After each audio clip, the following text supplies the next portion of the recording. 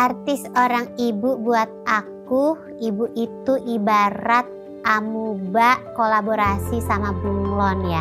Karena kenapa?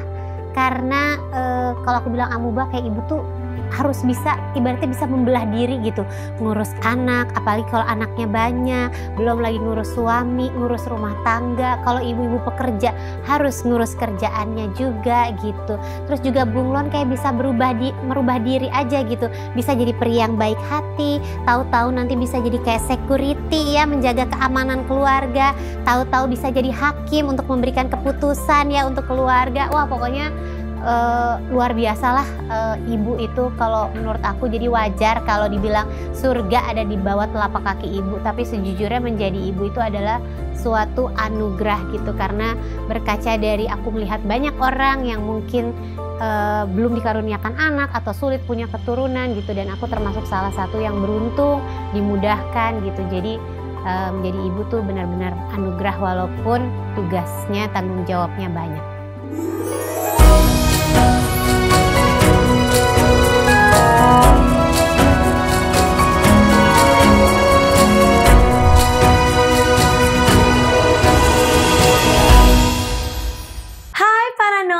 Kembali lagi sama aku di Ibu Negara Andara, dan hari ini tuh spesial banget karena dalam nuansa bulan Ramadan kita bakal ngobrol-ngobrol soal gimana caranya ya dampingin si kecil berpuasa.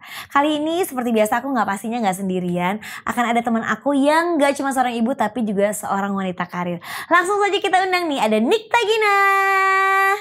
Hai, assalamualaikum. Ya Allah, Waalaikumsalam. aku habis cuci tangan jadi tangan aku agak basah. Ini boleh minta tisunya? Silakan. Boleh dong. ya ampun. Iya, ternyata ya seorang ibu negara Andara di keluarganya juga pakai Lifebuoy hand wash ya. Iya dong, di sini tuh selalu sedia Lifebuoy hand wash. Karena kan kalau Lifebuoy antibacterial hand wash Total 10 itu adalah sabun cuci tangan antibakteri yang mengandung aktif silver formula. Itu penting banget buat perlindungan terhadap 10 kuman penyebab masalah kesehatan. Ya kan? Betul. Bisa bersihin tangan dengan sangat lembut, dan juga pastinya sekaligus menjaga agar tetap bersih dan terlindungi dari kuman. Dapat digunakan setiap hari buat bunuh kuman berbahaya 99% dalam waktu 10 detik. Jadi kulitnya juga tetap terawat, ya kan? Ya betul banget. Ya kabar Ibu? Baik. Puasanya lancar? Alhamdulillah Bu Gigi, lancar puasanya. Alhamdulillah. Apa yang Sehat berbeda ya? puasa kali ini? Ada nggak? Yang Apa sama-sama aja? berbeda, kayaknya tahun ini sama tahun kemarin masih kurang lebih masih sama-sama aja sih ya. Gitu, nggak ada yang berbeda. Kayak anak-anak juga udah puasa, yang kecil juga udah puasa gitu. Kesibukan lagi sibuk apa nih Bu? Sibuk apa ya? Aku sibuk cari masalah aja. Enggak ya? Aku ya? Enggak ya? Emang aku suka bikin masalah aja di keluarga aku sih gitu. Seru-seruan. Iya, seru-seruan. Emang lebih kayak ngonten sih. Kalau sekarang kayak profesinya bisa dibilang lebih kayak sebagai content creator. Itu idenya dari mana sih? Apa ide sendiri? Apa ide tim? Apa emang ide suami? Apa gimana sih itu? Biasanya sih gitu? alhamdulillah kan aku alhamdulillah di Kinos Gina ada timnya juga gitu. Biasanya tim akan ngumpulin ide-ide segala macam, nanti QC-nya, quality control-nya, kayak modifikasinya. Sama nambahin bumbu-bumbu ya? Ya, itu biasanya suami saya. Kalau saya sih bagian tahu beres. Enak ya. Iya bener. Aku kan ya ibaratnya kan suami aku kan sebagai pemikirnya, aku sebagai eksekutornya, eksekutornya ya kan. Kan ibu tinggal wow iya, gitu. jadi kan itu gunanya partner. Betul. Iya. Jadi sebelum ngomongin, kita kan hari ini mau ngebahas soal berpuasa, nemenin anak kecil berpuasa, anak-anak kita. Betul. Tapi kita mau nanya dulu nih biar basa-basi gitu, kayak ngobrol-ngobrol. Awalnya tuh biasanya gitu kalau podcast. Iya bener ya, ada kayak bridging-nya gitu. Iya, gitu bener, biar kayak walaupun pasti ditanya 10.000 kali kan. Awal karirnya apa sih gitu kan? Tahu kan basa-basi itu? Ya, itu mau tanya itu lagi tentang awal karirnya. Oh iya. Jadi ya aku awal karir kalau di dunia entertainment itu sebenarnya aku tuh udah casting dari kecil. Tapi aku anaknya pemalu. Kelihatan gak sih? Kelihatan banget. Sih? Beneran loh, aku malu banget lagi. Iya, parah. Tapi akhirnya kayak jalan karir aku di dunia entertainment baru terbuka itu di tahun 2022 lah. gitu. Jadi mulai kayak itu kan baru kemarin. 2002 kan. 2002 ya. Gue harus gini, kita umurnya berapa sih? Gitu ya. Kayaknya agak turun ya oksigen otak aku ya. Bukan, ini udah buka kebanyakan Kebanyakan makan. Sama saya matanya kayak ada lemnya. Iya ya. Pokoknya dari tahun 2002 lah. Itu 2002. mulai terbuka jalannya. Itu udah jadi dokter belum? Belum, baru masuk fakultas kedokteran. Itu baru masuk? Iya, justru baru masuk. Tapi entah kenapa bersamaan dengan itu terbuka jalannya. Tahu-tahu main iklan terus. Itu padahal lagi kuliah jadi dokter. Iya, lagi berat-beratnya semester awal gitu. Lagi ketemu mayat-mayat gitu. Iya, betul sekali. Pokoknya benar-benar lagi berat-beratnya. Terus tiba-tiba aku udah nggak kepikiran lagi sama dunia entertainment gitu, karena aku udah jadi model majalah tapi cabutan, nggak pakai pemilihan gitu ya. Itu pas SMP sama SMA gitu. Nah udah gitu kan aku emang kayak fokus pengen jadi dokter gitu. Udah nggak kepikiran, taunya kebuka tuh jalan main iklan, lagi casting iklan ditawarin main sinetron, tahu-tahu masuk aja. Ya ada aja gitu. Sampai akhirnya kayak ya Allah ternyata dunia ini kok menyenangkan juga ya gitu. Kayaknya jadi dokter. Jadi dokter kan yang hits banget tuh waktu itu kan jadi jengkelin iya, kan ya. Betul. Itu apakah itu terpendam gitu karena stres kuliah di dokter gitu atau gimana sih itu jadi jengkelin itu? Atau mungkin sebenarnya dari lahir aku kepribadiannya ganda ya. baru keluar ketika jadi jengkelin, aku juga nggak tahu sih. Itu juga kayaknya nggak tahu. Pokoknya intinya karir aku di dunia entertainment kayak semuanya serba kebetulan. Nggak pernah ada yang aku niatin. Justru dulu awalnya diniatin nggak jadi. Iya, malah dulu aku niat ikut salah satu pemilihan sampul majalah kan dulu kan ngetren ya gitu. Sebut saja Gadis Sampul. Ya tepat sekali. Aku tadi udah nggak mau sebut sih, tapi akhirnya kesebut brandnya. Ikutan itu. Oh iya. Nggak keterima juga. Iya ampun. Ih kok sama sih. Tapi kok jalan karir kita kayak beda gini ya. Sekarang ya. Dulu aku cuman sampai di mana gitu, terus habis itu aku nggak keterima lagi. Iya, aku juga sampai semifinalis waktu itu. Iya benar-benar. Oh sama ya. Sama. Ya aku harus ada kebanggaan sama Ibu Negara Andara ya. Terus lengser. Iya, tiba-tiba ya aku tidak terpilih. Ya udah aku berpikir kayak mungkin jalanku bukan di dunia entertainment gitu. Tahu-tahu yang kebetulan itu jadi jengkelin juga malah nyampe sampai sekarang di sini. Malah nyampe sampai sekarang. Bahkan si jengkelinnya juga tahu-tahu bisa booming, aku juga nggak paham. Alhamdulillah ya. Itu semua yang tidak terduga-duga ternyata bisa jadi sumber rezeki sampai sekarang. Alhamdulillah. Ini apa pernah nggak gitu? Aduh, tapi mendingan kenapa gue nggak jadi dokter aja, kan tetap bisa jadi artis juga, tetap jadi dokter juga gitu. Iya lagi sih? Kayak nggak tahu ya. Jadi kayak sekarang tuh ibaratnya kayak niat awal aku kan pengen jadi dokter gitu ya. Tapi kenapa kalau boleh tahu dari semua profesi itu kan kayaknya paling susah ya? Kenapa Ibu pilih itu? Masa susah sih, kayak semua profesi susah lah. Tapi untuk sampai jadi dokter itu kan maksudnya ya kan panjang gitu loh. Kuliahnya agak lebih berat aja gitu kali ya. Sama berhubungannya sama manusia kan, jadi tanggung jawabnya besar.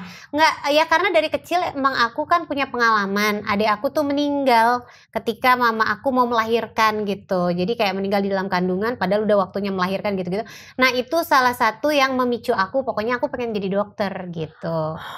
Nah ya udah, tapi seiring berjalannya waktu tiba-tiba masuk ke dunia entertainment, terus udah gitu tetap masih kayak enggak, pokoknya aku harus sekolah dokter, harus menuju cita-cita aku kan dulu pengen banget jadi spesialis kandungan kan, dan jadi obgyn gitu, harus terus pengen jadi obgyn. Iya, tapi kayaknya jalan Allahnya tuh selalu tiap kali aku mau belok ke sini dibelokin lagi ke sini, belok lagi ke sini gitu. Ayo kasih rezeki nih, dikasih uang gitu kan. Mau nggak mau kan kita kan gitu ya. Jadi kayak aku kok tergoda ke sebelah situ terus gitu. Kayak kalau jadi dokter mungkin masih 10 tahun lagi gitu.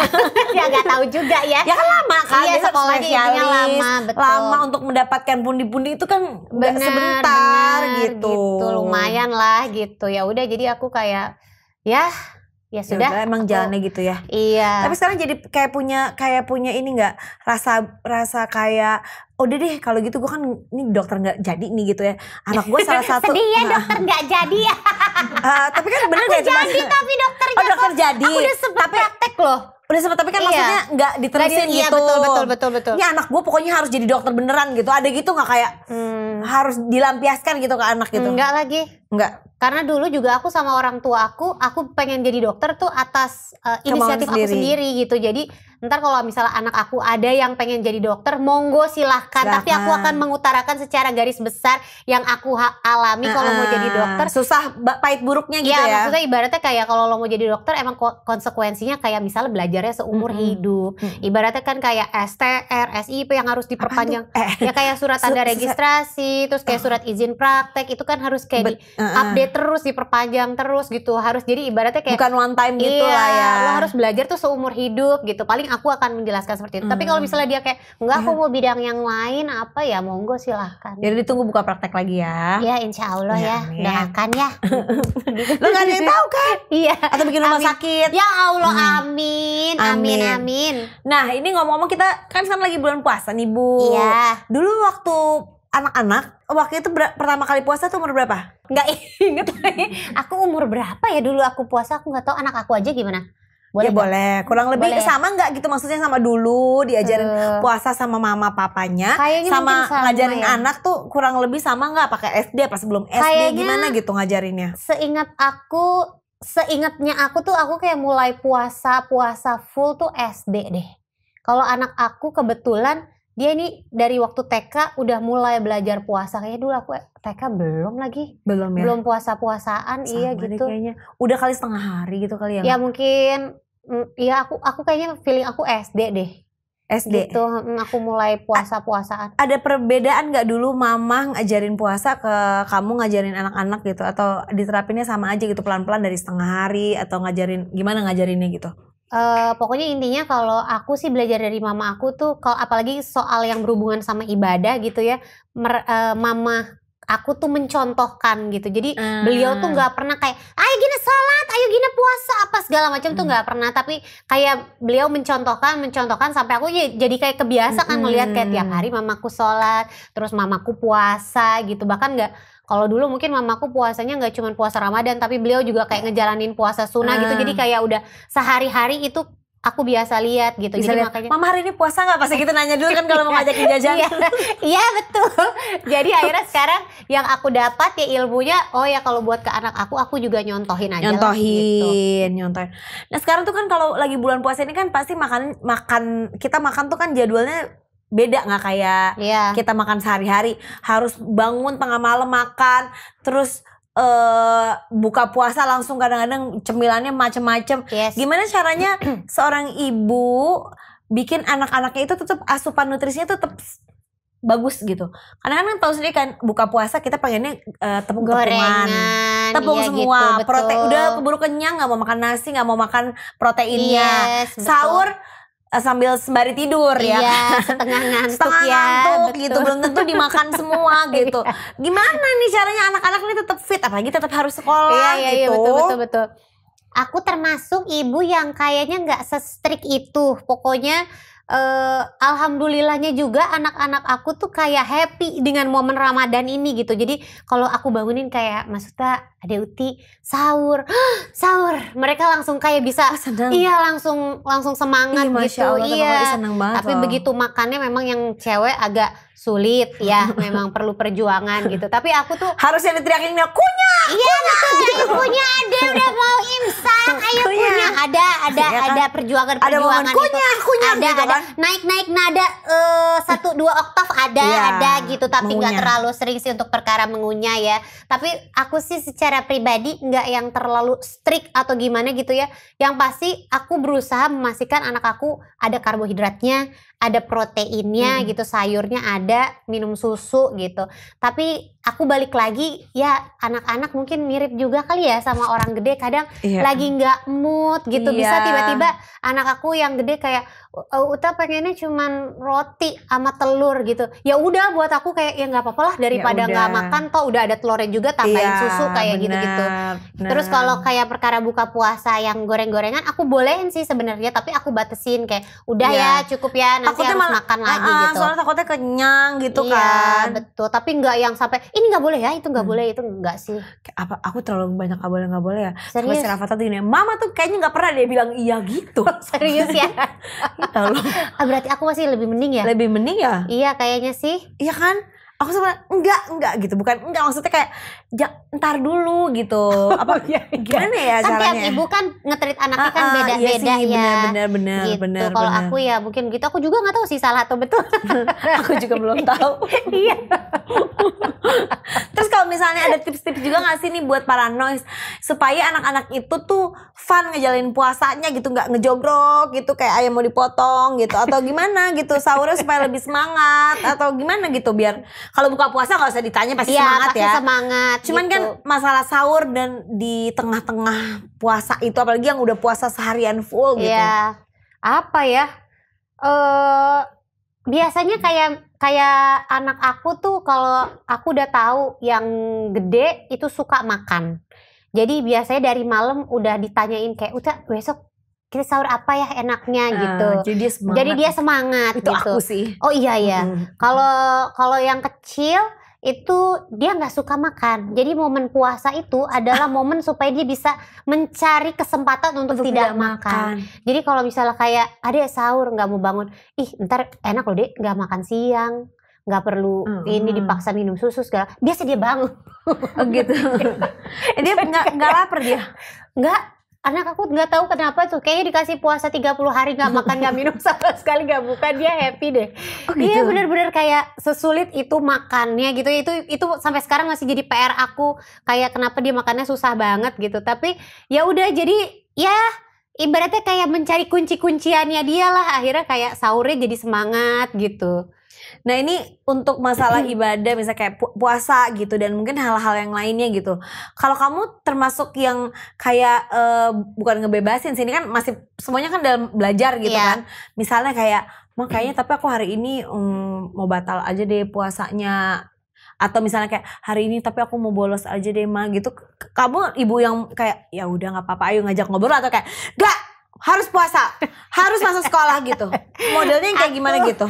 Aku modelan yang nggak se-straight itu juga, tapi lebih mungkin memotivasi.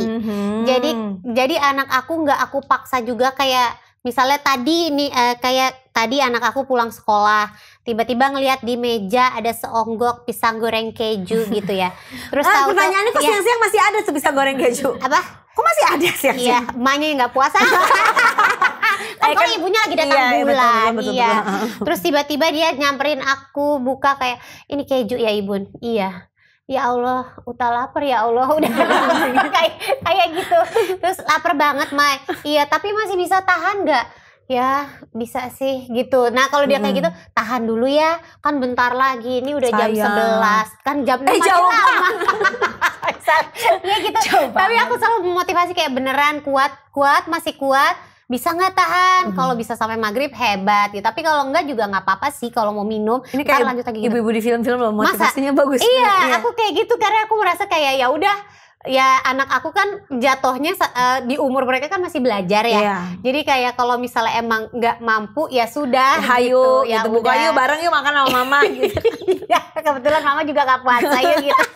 Lunch bareng gitu. Aduh ya enggak gitu. Tapi anak aku biasanya kalau digituin justru malah jadi kayak enggak deh gitu, walaupun sayang gitu iya, ya. Enggak gitu.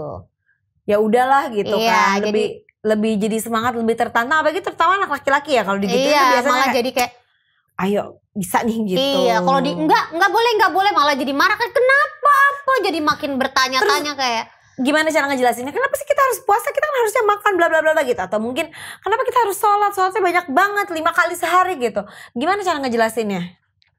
Aku sih sesimpel aku bilang kayak puasa Ramadan itu adalah kewajiban buat kita yang muslim, kayak itu bentuk ibadah sama Allah gitu. Terus biasanya aku suka mengaitkan kayak nih, lihat tuh Mayuta, Ade Uti punya mainan banyak, punya bisa minta makan sushi, Ibu bisa langsung beliin sushi, pengen ke mall kita bisa langsung jalan ke mall segala macam. Itu kan rezeki dari Allah gitu.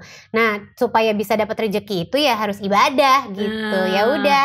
Jadi disambung menyambung menjadi satu. Kalau misalnya urusan sama suami gitu mendidik anak, biasanya yang lebih dominan siapa atau gimana? Atau bagi-bagi tugasnya gimana? Bad cop good cop kah atau gimana? Kalau aku bagian peraturan, iya. Kalau suami aku bagian ngajak main, membubarkan melanggar peraturan, ya itu. Oh sama gitu. Iya. Semuanya di mana-mana kayak gitu. Ya. Sama, iya bener. Jadi tuh makanya anak aku selalu bilang, mama tuh selalu bilang nggak boleh. Iya gitu. Kalau sama papa boleh gitu ya kan. Iya lagi. Emang kayak sebenarnya kadang-kadang kita nggak tega, tapi nggak bisa juga bilang kayak ya udah deh boleh gitu. Kayaknya nggak sampai hati juga gitu untuk membiarkan dia kayaknya ya udah enak begitu aja gitu kan. Ya kan kita kan harus fokus, maksudnya harus satu suara gitu. Kalau kita bilang enggak terus gitu. Iya. Jadi kalau misalnya kita aduh kayaknya kasihan, tapi nggak mungkin iyanya tuh dari mulut kita karena kita tadi udah ngelarang. Betul. Tanya papa, nah itu udah gitu. Iya itu aku pun begitu. Tanya sama papa, betul. Lu capek kan? Papanya kayak ya udah boleh. Kok dibolehin sih mas? Gitu tapi lah tadi katanya tanya aku, iya tapi kan bukannya dengerin gue berantem, kali gitu juga. Ya kadang. Tapi enggak yang sampai gimana-gimana banget kan. Enggak ya. Nah ini anak-anak ini puasanya nanti tuh bakal dapet reward kah atau nanti diajarin tetap harus puasa atau gimana nih nanti ini? Tahun lalu sih dapet reward. Tapi rewardnya nggak kita kasih tahu di awal. Jadi pas terakhir begitu udah selesai bulan Ramadannya baru kayak ini buat Mayuta, ini buat Ade Uti. Karena udah berhasil puasa dikasih hadiah. Tahu deh tahun ini dia inget nggak ya sama tahun lalu dikasih reward takutnya kayak biar aku dapat hadiah lagi. Dihitung gitu. per puasa atau gimana nih? Waktu tahun lalu iya, kebetulan anak aku tuh sekarang dua-duanya lagi hobinya menabung. Jadi mereka ya Allah, itu dikasih dikasih celengan gitu, terus mereka nabung. Tapi jadi suka malak-malakin sih. Kalau bantuin aku kerja kayak mana jatah Uti atau mana jatah Uta gitu, karena buat masukin ke celengannya mereka gitu. Nah tahun lalu dapat akhir kasih. Tahun lalu kebetulan kayak Uta waktu itu 30 hari berhasil, jadi dia dapat nominalnya lebih banyak dari Uti karena Uti ada bolong-bolongnya. Tapi kita jelasin kayak Mayuta dapat lebih banyak karena Mayuta full, Ade nggak full nggak apa-apa, nanti tahun depan Ade bisa perbaikin lagi gitu. Punya temptation gitu nggak sih pengen pecahin tabungannya itu? Iya ya. Pengen ya. Makanya aku nggak simpen, aku biarkan aja dijaga sama susternya aja. Kalau nggak nanti pengen kalau dipecahin. Kalau nggak takut kayak misal ada cepet nggak pinjam dulu dong. Iya gitu ya. Iya benar-benar. Bisa kayak gitu ya. Kepake sih benar-benar. Tapi waktu kecil ingat gak sih momen berkesan kalau waktu di hari Lebaran tuh apa? Gitu? Beli baju Lebaran. Iya lagi bener. Aduh itu tuh kayak sekeluarga samaan gitu atau gimana sih? Enggak lagi, aku doang aja pokoknya. Karena aku anak tunggal ya. Iya. Mama papa aku kayak nggak yang tipean kalau Lebaran harus pakai baju Lebaran gitu. Entah kenapa aku turun dari siapa ya. Cuman aku kayak tiap Lebaran dulu kayak baju Lebaran please gitu. Sekarang turun nggak ke anak-anak jadi kalau setiap Lebaran, ayo kita pokoknya pakai baju samaan gitu? Untung enggak lagi. Alhamdulillahnya enggak. Enggak, maksudnya dari ibunya kerenceman aja gitu kayak kita beli baju Lebaran apa ya tahun ini? Enggak gitu. Lagi ya, aku kurang ide lagi ke keluarga aku ya. Karena kadang-kadang kayak Lebaran ya udah di rumah atau kumpul sama keluarga, tapi kayak pengen pakai baju samaan. Enggak. Padahal dulu kerjanya beli baju Lebaran. Iya, tiba-tiba kayak hasrat beli baju Lebaran itu menghilang aja gitu seiring dengan berjalannya waktu gitu. Dan suami aku juga tipikal yang kayak ada apaan sih kembar-kembaran gitu yang kayak gitu. Terus ya? Terus anak aku semua juga bapak-bapak gitu ya sebenarnya. Iya ya, tapi kalau kamu kan tipe yang kayak ayo gitu kan. Iya, gitu. Kalau aku tipe yang nyerah lagi. Udah gitu anak aku laki-laki semua. Terus aku laki. Jadi semuanya pada kesel kayaknya kalau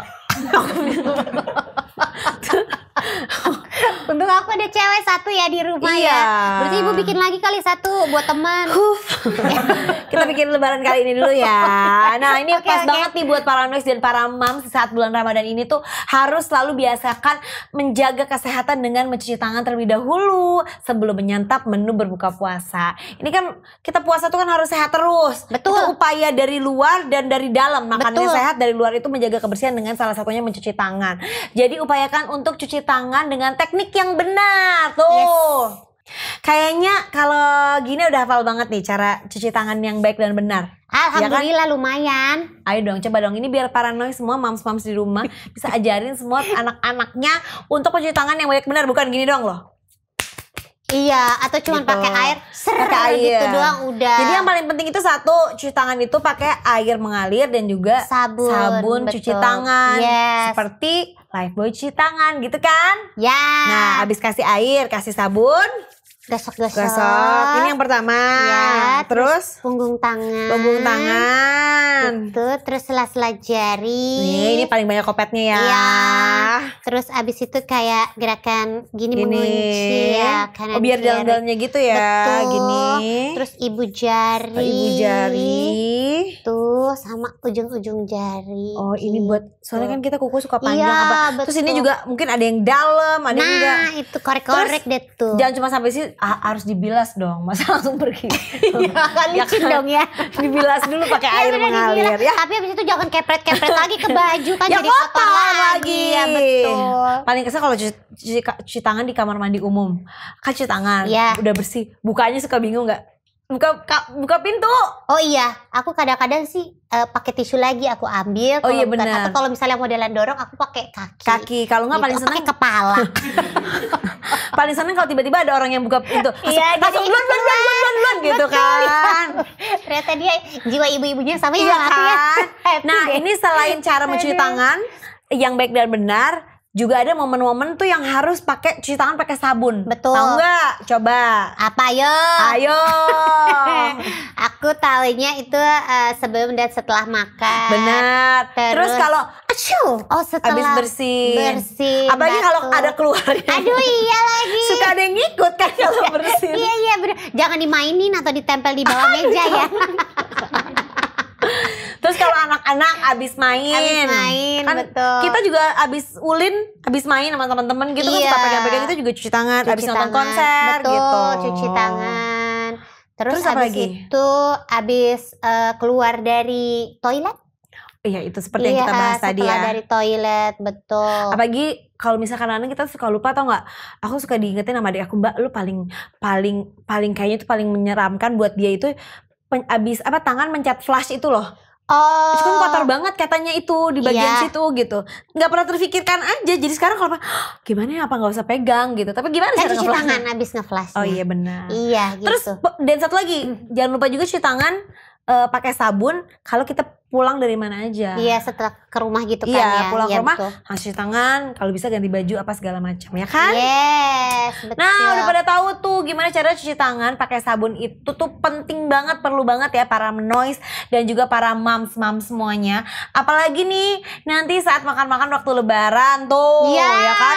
Pengen langsung halal gitu. Jangan lupa cuci tangannya dulu. Dan jangan lupa juga untuk pakai sabun Lifebuoy karena Lifebuoy Antibacterial Hand Wash Total 10 merupakan sabun cuci tangan antibakteri yang mengandung aktif silver formula untuk perlindungan terhadap 10 kuman penyebab masalah kesehatan tuh. Yes. Nah, mampu membersihkan tangan dengan sangat lembut dan juga menjaga agar tetap bersih dan juga terlindungi dari kuman. Ih, luar biasa lah kamu Nah, pintar sekali. Belum selesai. Oh, belum selesai. Belum. Ada lagi. Ada karena dapat digunakan setiap hari untuk membunuh kuman berbahaya 99% dalam waktu 10 detik dan juga kulit itu juga tetap terawat gitu. Nah, itu deh. Jangan sampai juga kan kita cuci tangan terus kulitnya kering jadinya kan. Iya, betul. Jadi kasar. Nanti kalau pegang sama suami, kamu apa gitu tangannya kan. Jadi tetap harus yang bikin tangannya nggak boleh Betul. kering, kerontang.